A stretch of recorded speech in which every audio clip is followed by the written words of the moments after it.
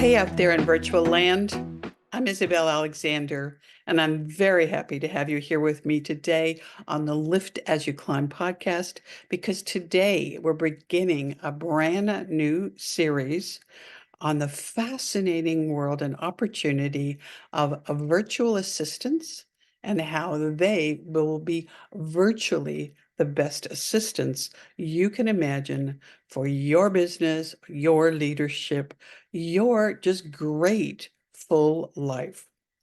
Thanks to my special guest and my co-pilot on this trip, I have the opportunity to go inside behind the scenes and share how this evolved, the industry of virtual assistants, how to use them to your advantage, and to have mutually beneficial relationships for maximum rewards. I like very much to be able to share what I feel is an improvement, an upgrade in everything I do in my life. And it's part of Lift as You Climb, right? I'm building my success ladder and I want to share success with you. So I'm delighted to share with you Tobe Brockner, who is the founder of Katuva, a very valuable resource for me in my business and that I also use to help my clients. Now, before we dive into the virtual assistant universe, let me give you a little bit of context. I've been working with Toby and his company for almost a year now. And finally, I found somebody who had the recipe for success on how to really make these relationships work together. And why? Because like us, Toby's an entrepreneur, a business owner, and he has struggled over decades trying to find the best way to do things. Based on his try again until he got it perfect, you and I now today will benefit from the fact that he doesn't know when to quit. He's always going to make it better for us. Now, I am, as I've shared, a very satisfied client of Katuva, and I'm adding extra resources from that organization. What's important here for you when you listen to the series is understanding how this makes sense for us all today, why the circumstances like the pandemic have made it even more essential for us in our businesses, and some free resources that Toby is generously going to share with you that's going to help you make some decisions about, is a VA the next best thing that you can do for yourself? So stick around because we're going to talk about Toby's entrepreneurial journey today, how he perfected the methodology and the practices that Katuva uses today, and we're going to learn a few more of the highs, lows, secrets, and successes that both he and I have experienced. Stay to the end. There's going to be some resources for you. And remember, I only share with you what I believe is really good stuff. And so from me to you today, let's dive into virtual assistants and are they right for you? All right, everybody, as I promised, we're going to take a deep dive into the reasons, the what to do's and the what not to do's of having a virtual assistant, or as in my case, more than one. I've already introduced you to my guest today, Tobe Brockner, who is the founder, the creative genius behind Katuva. And I am a very happy customer, a client of Katuva. And I only share with you the things I really want to endorse, that I believe in, and that I have tried. And so that's why we're here today, because many of you have said to me, wow, you have a virtual assistant. Wow, I tried that and it wasn't a good experience. Oh, wow, I wouldn't even know where to begin. And so that's why I've asked Toby to join us here today so that we can talk about those things and I can respond or I can ask him some of the questions that you have been asking me. Toby, let's jump right in here and talk Awesome. about the mysterious world of virtual assistants. Absolutely. Well, thank you for having me. I really appreciate the invite. I'm delighted and I'm very grateful for you sharing your time because I know you have a lot of things going on besides running a very successful business. You have a big personal life as well. And I know because I've been in your orbit for a while, that is only possible because you've successfully integrated VAs into your life and into your business. So you can do that. And you've got a fabulous team that I have enjoyed getting to know and working with. I've already talked about the backstory of Katuva and your entrepreneurial journey. What I really would like to start with today is talking more about what makes the experience with Katuva's VAs different, and what is your process for matching the wild horses like me, the entrepreneurs that are going in many directions and have a very in-demand life and a very demanding personality, to the right VA and how you find them and recruit them and train them. So please take it away, Toby. Yeah, that's a very oniony type of question. There are many layers. And as you peel back one, you expose more and more. And honestly, a lot of what we've done and what we've created is based on two main components. One is I am you and I am your audience. I am an entrepreneur. I'm a business owner. I've done that my entire career. I've never worked for anybody in my life except for a 3-week stint at McDonald's when I was 16, and they fired me because I was asking them why we were doing it like a bunch of idiots. And I thought I knew more than they did, and was promptly let go. But so I am that person. I am you and your audience, and so that's number one. And then and number two, it was just built on old school trial and error. It was failing over and over and over again until we figured it out. And that was a good 4 to 5 year journey that it took me because, like you said, that probably the two most common things we hear from new clients when they say, I need a VA is I've been wanting to hire a VA. I just never knew where to start. I don't even know what to do. And the others are, I'm just intimidated by the process and I don't understand it. And so I'm just not going to do it. I've got too many other things going on. And so they don't do it. The turning point for me came pretty early in my career, even before I knew what virtual assistants were. The mindset shift that took place was when I read a book by Michael Gerber called The E-Myth. Lots of entrepreneurs have read this book. If you haven't, you absolutely should. It's a game changer. But he talks about systemizing your company in a way that allows you to work on your business instead of in it. And so many of us get caught up in the day to day and we get buried in the minutia that we don't have time to plan and to strategize and to do the big picture thinking that is required to take your business to that whatever the next level is for you. And for some people, that's revenue. For me, it's time freedom and autonomy. That's much more important to me than money. I've always found that I can make plenty of money, but if I don't have the time to enjoy it, it doesn't really matter. And so we start with that sort of basic premise of what sort of life do you want? It's not even really about business. The business has always been for me, not always, but recently, as I've made this mindset shift, it's always been a means to an end. And for too long, it was the end itself. It was, I want a business that does $10 million a year in revenue.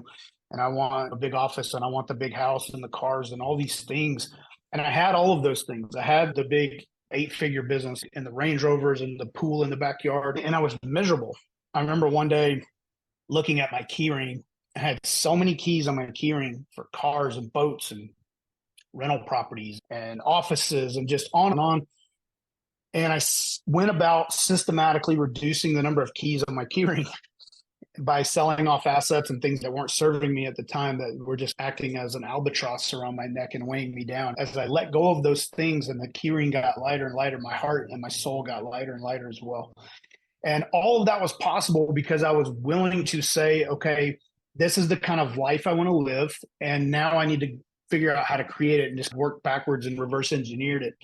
And virtual assistants were a huge part of that because I had a staff at one point. We had 150 employees.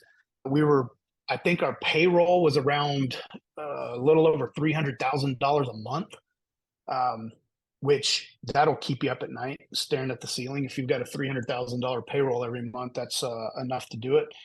So I started looking at ways to how do I make the impact that I want to make, not only in my life, but in my clients' lives, and also scale back the risk and the stress. Virtual assistants were a natural answer, although I didn't know it at the time. I read Tim Ferriss's book, 4 Hour Work Week, like a lot of us have. He talks about virtual assistants in there. He wrote that way back in 2007. That was probably really close to when I was first exposed to the idea. But because, like most of the clients I deal with, I wanted to hire a VA, I just didn't know where to start. I put it off for 6 years, 7 years, and until 2014, 2015, I hired my very first VA. It was an absolute disaster. Hired a second VA, absolute disaster, just on and on until we figured out the process for it. And so we've taken a lot of pains to make sure that the initial hiring, onboarding, training, and management components are in place, and they're built on solid foundations using not just practical in the trenches experience, but also DISC assessment and Enneagram personality behavior assessments and various things like that. There's a lot of different things that we do to make that happen. Wow.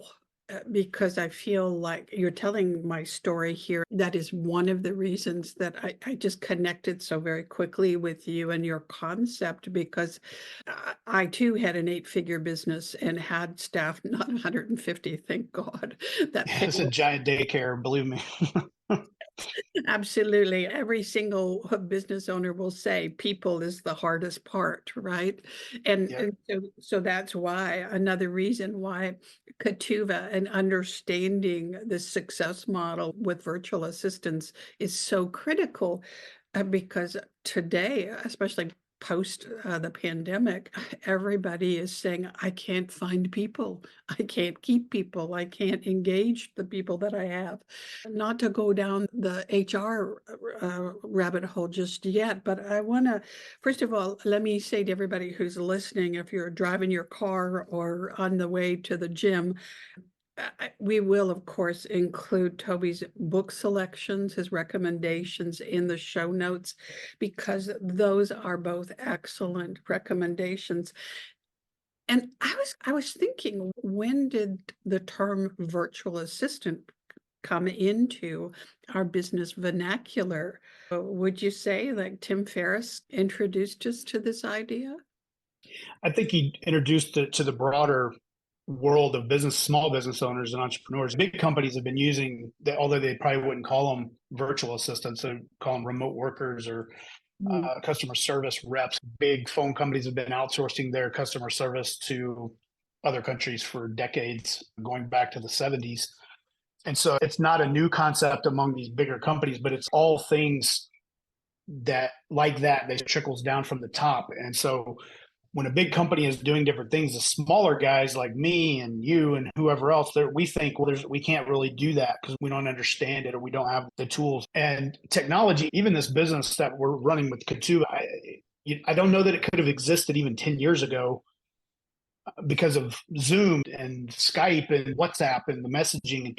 Those just weren't as developed as they needed to be. It was always a challenge to have reliable technology to build these types of businesses on. Really, the pandemic actually helped my business a lot because it did shrink the world. A lot of people don't remember 2018, 2019, Zoom was pretty clunky. It wasn't really what it is now. And they actually were forced to hire more engineers and make the technology better, which benefited all of us, obviously. And now it's a much different, much smaller world.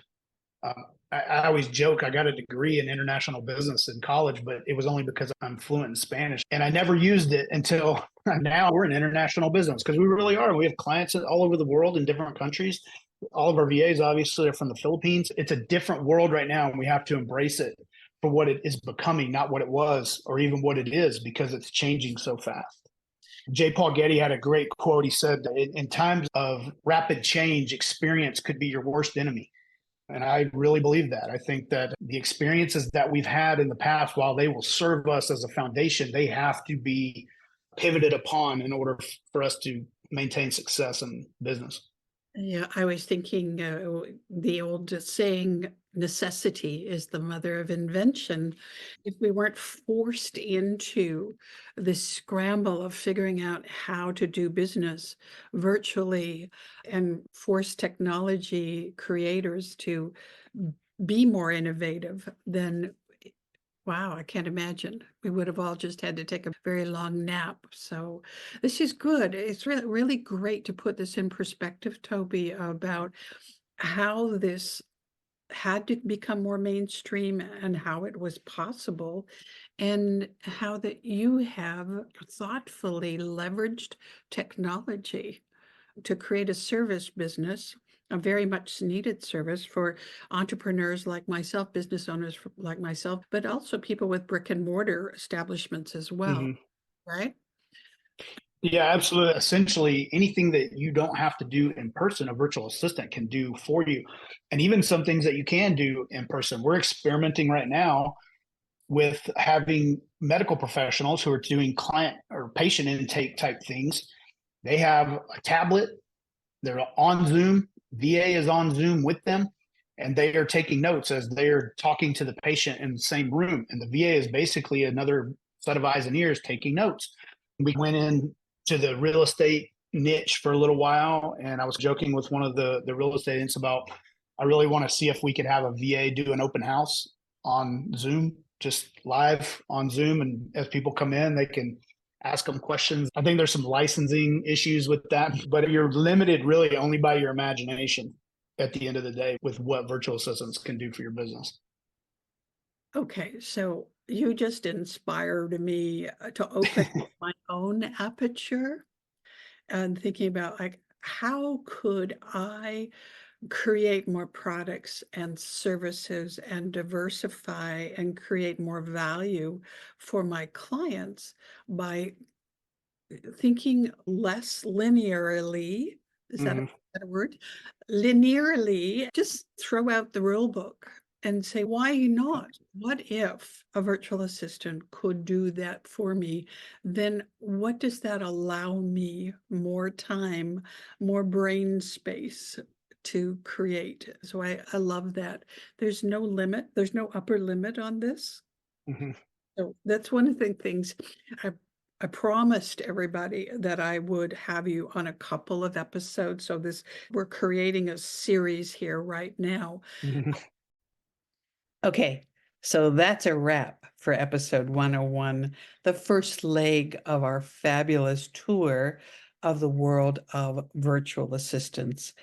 I want to thank our guest again, Tobe Brockner, the founder of Katuva, and thank him for sharing his years of experience as an entrepreneur and lending all of that experience to us. We've got 4 more episodes coming up in this series with Tobe. So if you liked what you heard today, wait till you know what we talk about tomorrow and the day after. So subscribe, do the thing, right? Push the button, do this thing here. Watch us on YouTube, listen to us on your favorite podcast app, get the downloads, get Toby's book recommendations.